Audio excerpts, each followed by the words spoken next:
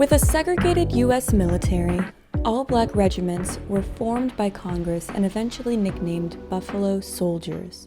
Of these regiments, the 25th Cavalry was responsible for the bike ride proposed by Lieutenant James Moss, who was the commander of the group. He was an avid bicycle fan, and he had the idea of trying to incorporate bicycles in military troop movements. It was to test the effectiveness of bicycles in military troop movements over horses. Horses can be shot out from under you, they can be noisy, they require food, water, shelter. With a bicycle, all it is just making the necessary repairs and continuing on the journey. And so, having volunteered themselves for the task, 20 soldiers who fit the height and weight criteria were given a daunting assignment meant to measure the value of cycling against the standard horseback as a primary means of military transportation. Enthusiastic and ready to prove their strength and dedication in the face of judgment from white peers, these soldiers, under the direction of Lieutenant Moss, began a long-distance test ride starting in Missoula, Montana on June 14th and ending in St. Louis, Missouri on July 24th, arriving in Forest Park to a crowd of proud onlookers. Officially titled The Great Bicycle Experiment by newspapers, this journey took them through Montana, Wyoming, South Dakota, Nebraska, and of course, Missouri.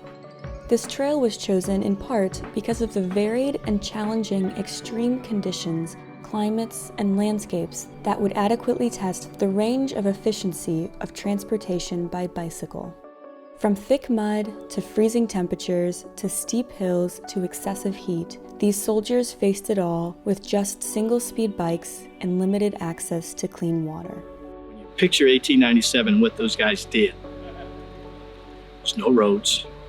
Okay, it was all mountainous. Okay, they had to ride on railroad tracks. But if people are perceiving a railroad track, and if there's gravel and stuff, there was no gravel there. They were just putting the ties down, the blocks down, and they were riding on that. They used to run through when it would rain, going over the mountains. It would rain. They called it gumbo mud because it was all mixed up with all the mixture. They had to ride on the side. They had to carry the bikes had somewhere close to 50 to 70 pounds. They were a little different. They were one speed. It was really a great experiment. Despite the incredibly harsh conditions, these cyclists integrated themselves into the communities they stopped through. It was very, very unique and very, very positive. It's not Black History Month. It's not Juneteenth. It's not any of those other, Dr. Martin Luther King's birthday. It stands alone. It's part of Army history. Buffalo soldiers helped build this country. These soldiers, while bonded through their time in the military, and particularly so while in the depths of the bike ride, were varied and widespread in their skills and interests. Now, while they weren't riding bikes, they were fixing the fort, they were building roads, they were marshals, they played in a band. They even started baseball in 1894 up in Fort Missoula. Some of those guys wound up going into, later when they got out of service, into the Negro Leagues. As significant as this event was, it remains unknown by many, which is in part why the Missouri State Parks have made the commitment to spread the word and celebrate the achievement. I had never heard anything about this until 3 years ago. So when I started working for Missouri State Parks 13, 14 years ago, when we came across this story, it was like, we have got to do this, because if I hadn't heard about it, there's tons of other people who hadn't heard about it. That's why it's important to get it out there, just to say, hey, there's people like you or that look like you that did this incredible and amazing thing. Although the experiment ultimately ended with the military deciding against standard bicycle use, the endeavor shows the strength and courage of a group of Buffalo soldiers who accomplished a major feat.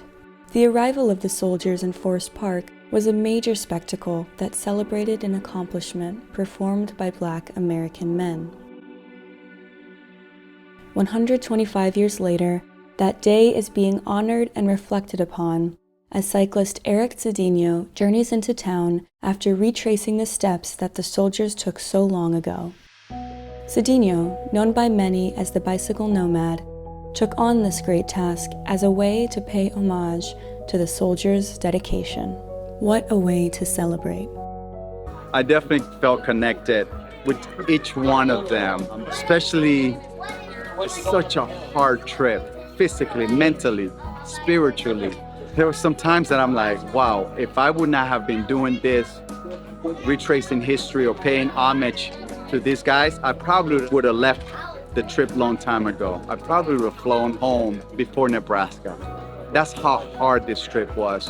What kept me pushing was like, those guys did it, and they dealt with harsh conditions. I mean, they just went through so much that I'm like, how can I just give up? These guys paved the way for me to be here. I have a son now. I want him to be inspired by these guys. These are explorers of colors that are not written in books. It's a U.S. history, but it's also to inspire the next generation of kids to dream.